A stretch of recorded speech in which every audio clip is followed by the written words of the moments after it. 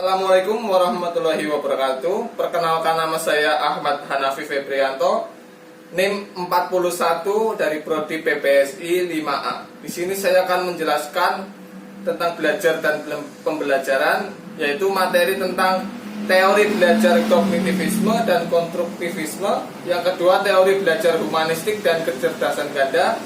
Yang ketiga, berbagai teori tentang pembelajaran. Yang keempat, pengertian dan fungsi umum bahasa. Yang kelima, fungsi khusus bahasa. Yang keenam, strategi pemerolehan bahasa. Yang ketujuh, faktor-faktor pemerolehan bahasa.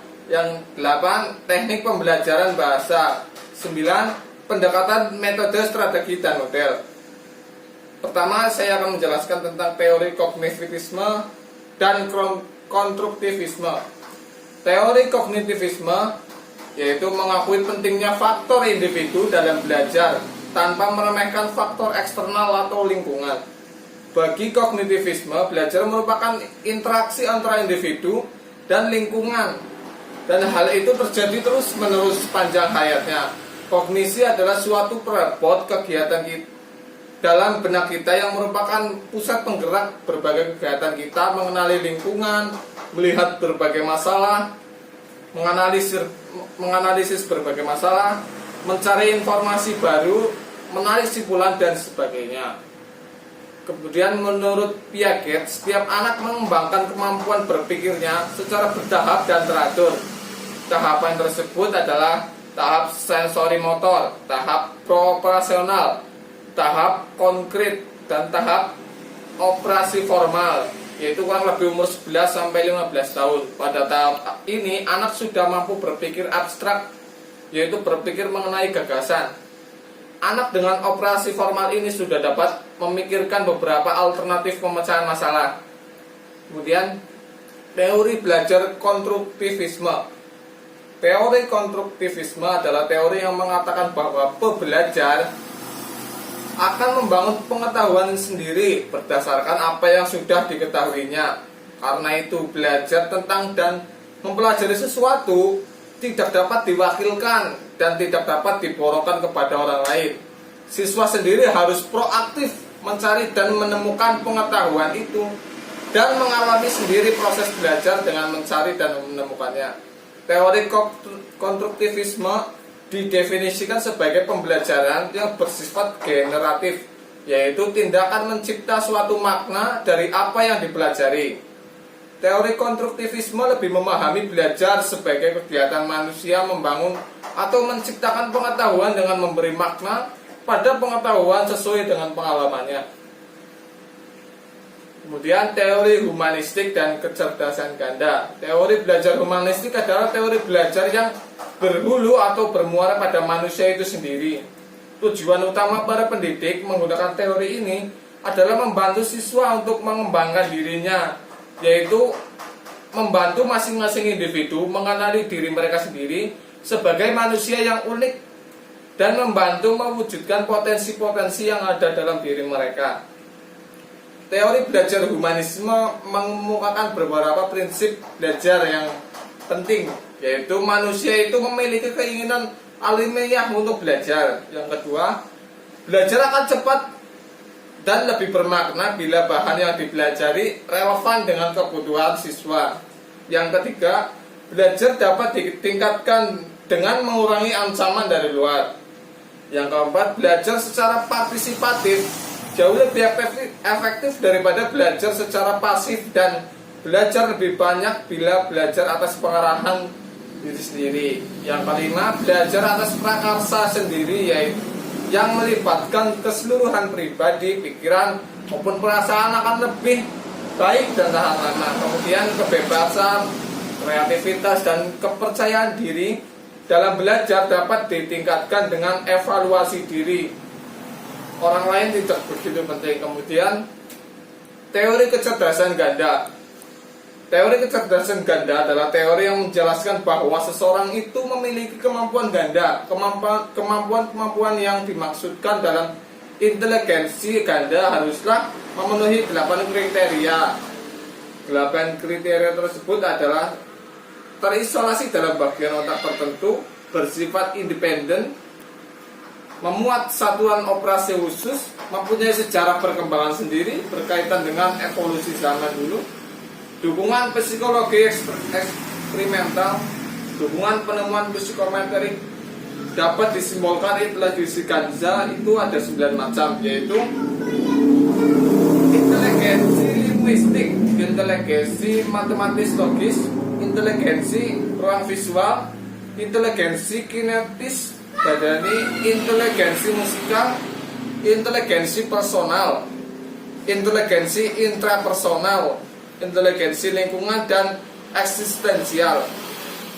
Berbagai teori tentang pembelajaran. Belajar adalah suatu aktivitas pribadi untuk mengubah tingkah laku. Dalam konsep ini berarti yang aktif individu si belajar, walaupun tidak ada orang lain, individu tersebut tetap aktif untuk mempelajari sesuatu. Belajar dalam hal ini dapat terjadi tanpa guru atau tanpa kegiatan mengajar dan pembelajaran formal lain. Yang kedua, mengajar. Mengajar meliputi segala hal yang berkaitan dengan proses pentransferan ilmu oleh seorang guru yang dilakukan di dalam kelas. Hal ini dilakukan untuk melakukan kegiatan pengajar, perlu ada guru, murid, dan kelas. Yang ketiga, pembelajaran. Pembelajaran berarti proses yang dilakukan oleh seseorang agar orang lain melakukan tindakan belajar. Dalam hal ini, orang yang membuat proses agar orang lain belajar berfungsi sebagai fasilitator atau guru. Kemudian, pembelajaran itu memiliki ciri tertentu. Ciri-ciri pembelajaran itu antara lain merupakan upaya sadar dan disengaja, membuat siswa menjadi belajar, menetapkan tujuan terlebih dahulu sebelum proses dilaksanakan, mengendalikan pelaksanaan baik dalam hal isinya, waktu proses maupun hasilnya. Kemudian, tujuan pembelajaran bahasa secara umum adalah menerampilkan siswa dalam menggunakan bahasa, baik untuk keterampilan menyimak, berbicara, membaca, maupun menulis. Tujuan tersebut mengisyaratkan kepada para pengajar untuk mengarahkan kegiatan belajar di kelas dalam bentuk kegiatan berbahasa. Dengan kata lain, kegiatan belajar bahasa merupakan kegiatan menggunakan kaidah bahasa sesuai dengan konteks pemakainya.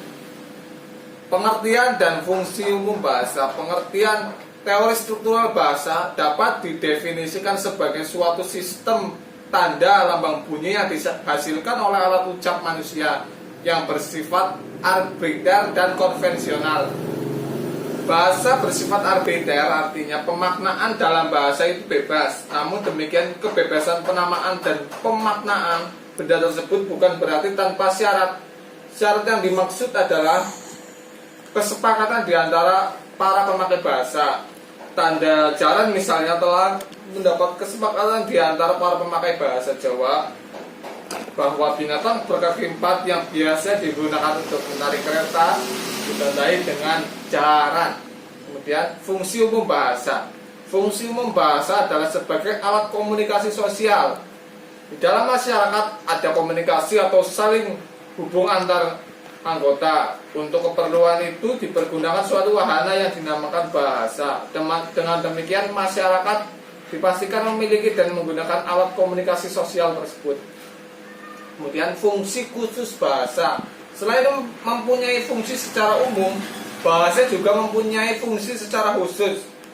Jacobson 1960 membagi fungsi bahasa atas 6 macam, yaitu fungsi emotif, fungsi kognitif, referensial, poetik, fatik, dan metalingual.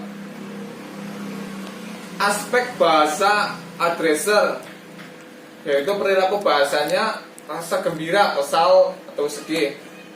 Aspek bahasa konteks, fungsi bahasa referensial, perilaku bahasa membicarakan suatu permasalahan dengan topik tertentu. Kemudian aspek bahasa message atau fungsi bahasa poetik, perilaku bahasa poetik. Fungsi bahasa patik yaitu berbicara sekedar ingin mengadakan kontak dengan orang lain. Misal, Anda mau kemana ya? Ada yang bisa saya bantu?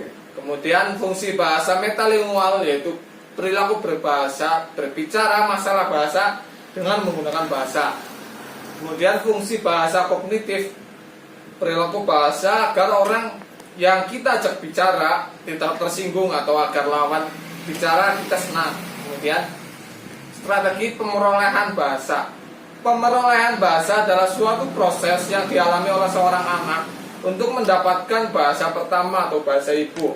Pemerolehan bahasa memiliki keterkaitan dengan mendapatkan bahasa pertama. Bahasa pertama adalah bahasa yang diperoleh anak pertama kali dalam hidupnya. Biasanya bahasa ibu. Pemerolehan bahasa terjadi secara alamiah, dapat berhasil tanpa sistem yang jelas. Ada 3 teori yang berkaitan dengan pemerolehan bahasa ini. Yang pertama, teori behavioristik adalah teori yang menyatakan bahwa bahasa pertama anak itu diperoleh karena adanya faktor latihan yang terus menerus.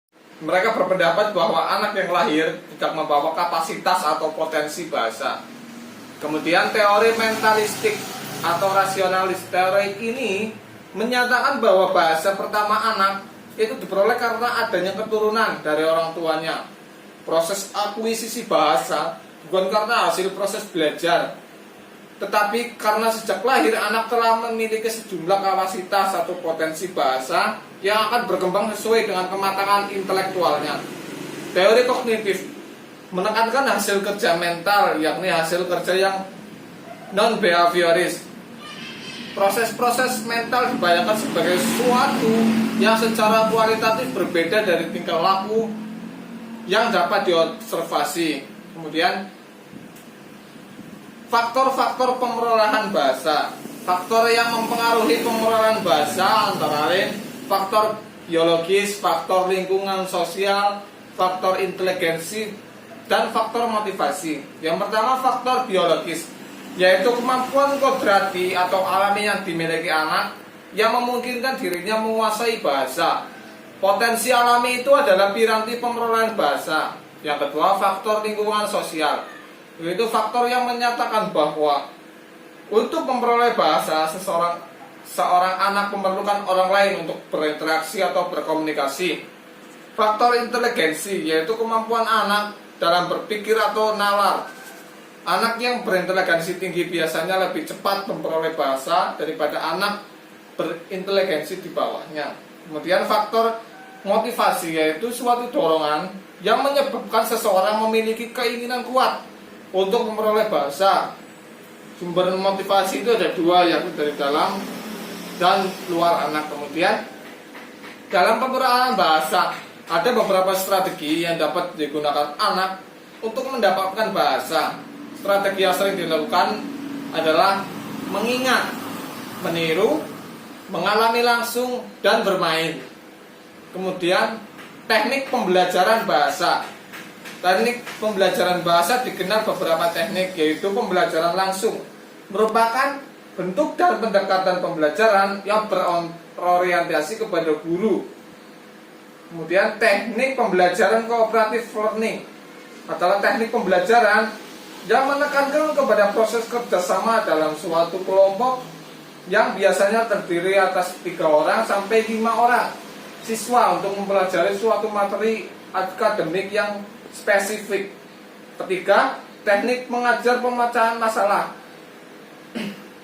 adalah teknik mengajar yang dalam pelaksanaannya guru menggunakan cara pemecahan masalah sebagai suatu tindakan aplikatif. Jadi kedudukan pemecahan masalah hanya sebagai suatu alat untuk memahami materi pembelajaran. Yang keempat, teknik pembelajaran mengulang merupakan teknik pembelajaran sederhana yang digunakan untuk sekedar membaca atau mengulang dengan tujuan menghafal. Kemudian teknik pembelajaran elaborasi adalah proses penambahan rincian sehingga informasi baru akan menjadi lebih bermakna. Dengan teknik elaborasi, pengkodean lebih mudah dilakukan dan lebih memberikan kepastian. Keenam adalah teknik pembelajaran organisasi. Adalah langkah-langkah operasional yang dilakukan oleh guru untuk membantu pelaku pembelajar meningkatkan kebermaknaan bahan-bahan baru dengan struktur perorganisasian yang baru. Bentuk teknik pembelajaran organisasi adalah membuat garis besar, mapping atau pemetaan konsep, pemotongan akronim dan kata terkait. Kemudian pendekatan, metode, strategi, dan model. Pendekatan adalah suatu ancaman atau kebijaksanaan dalam memulai pengajaran suatu bidang studi yang memberi arah dan corak kepada metode pengajaran dan didasarkan kepada asumsi yang berkaitan. Pendekatan komunikatif merupakan pendekatan yang mengarahkan pembelajaran bahasa pada tujuan pembelajar yang mementingkan fungsi bahasa sebagai alat komunikasi. Yang kedua, pendekatan integratif merupakan pendekatan pembelajaran bahasa yang dalam pelaksanaannya memadukan berbagai keterampilan berbahasa seperti menyimak, berbicara, membaca, dan menulis. Yang ketiga, pembelajaran secara siswa aktif merupakan pendekatan dalam pembelajaran bahasa. Dia berfokus ke aktivitas siswa dan mempelajari suatu materi. Kemudian yang keempat, pendekatan kooperatif merupakan pendekatan dalam pembelajaran yang digunakan dengan cara mengelompokkan siswa ke dalam kelompok-kelompok kecil agar para siswa bekerja sama dan saling membantu menyelesaikan tugas. Kemudian pendekatan tujuan merupakan pendekatan dalam pembelajaran yang dilandasi oleh pemikiran bahwa dalam setiap kegiatan belajar mengajar yang harus dipikirkan dan ditetapkan terlebih dahulu ialah tujuan yang hendak dicapai. Yang keenam, pendekatan struktural merupakan pendekatan dalam pembelajaran bahasa yang dilandasi oleh asumsi yang menganggap bahasa sebagai seperangkat kaidah. Yang ketujuh, pendekatan kontekstual merupakan konsep pembelajaran yang membantu guru dalam mengaitkan materi yang diajarkan dengan situasi dunia nyata siswa.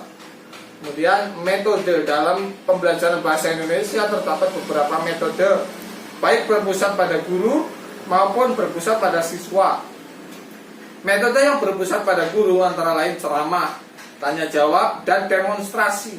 Metode yang berpusat pada siswa antara lain eksperimen, diskusi, kerja kelompok, sosiodrama, dan bermain peran.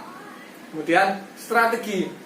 Ada beberapa jenis strategi yang digunakan oleh peserta didik yang memberikan kontribusi langsung maupun tidak langsung untuk belajar bahasa.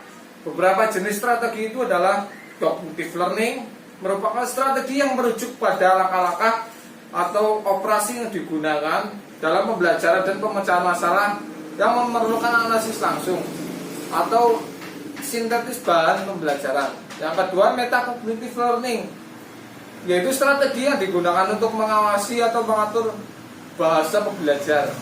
Yang ketiga, komunikatif strategis, strategi pembelajaran yang dalam pelaksanaannya mereka tidak langsung berhubungan dengan bahasa pembelajar karena fokus mereka adalah pada proses partisipasi pembelajar dalam percakapan dan pada arti ucapan pembelajar. Kemudian strategi sosial adalah strategi pembelajaran yang dalam pelaksanaannya lebih melibatkan pembelajar dalam kegiatan yang mampu membuat mereka menjadi mempraktekkan pengetahuan mereka yang miliki. Kemudian model pembelajaran adalah bentuk pembelajaran yang tergabung dari awal sampai akhir yang disajikan secara khas oleh guru di kelas. Beberapa model yang efektif antara lain pembelajaran berdasarkan masalah. Yang kedua, merupakan model pembelajaran bahasa yang dilakukan mendiskusikan masalah dalam kelompok. Setiap anggota diberi nomor berbeda dengan satu yang lainnya. Kemudian model pembelajaran bahasa yang dilakukan dengan media sosial dalam bentuk teka-teki. Yang keempat, model pembelajaran langsung yang khusus dirancang untuk mengembangkan belajar siswa tentang pengetahuan prosedural dan pengetahuan deklaratif yang dapat diajarkan dengan pola selangkah demi selangkah. Yang kelima, merupakan model pembelajaran bahasa yang dilakukan dengan media penyiapan belangko isian berupa paragraf yang belum lengkap. Kemudian artikulasi merupakan model pembelajaran bahasa yang dilakukan dengan cara guru menyampaikan kompetensi yang ingin dicapai, membentuk kelompok berpasangan untuk mengetahui daya serap siswa, menugasi salah satu siswa dari pasangan itu untuk menceritakan materi yang baru diterima dari pasangannya, mendengarkan sambil membuat catatan kemudian berganti peran. Yang ketujuh yaitu model pembelajaran bahasa yang dilakukan dengan cara siswa bekerja dalam tim siswa kelompok prestasi. Materi yang dapat saya sampaikan semoga bermanfaat, kurang lebihnya mohon maaf. Wassalamualaikum warahmatullahi wabarakatuh.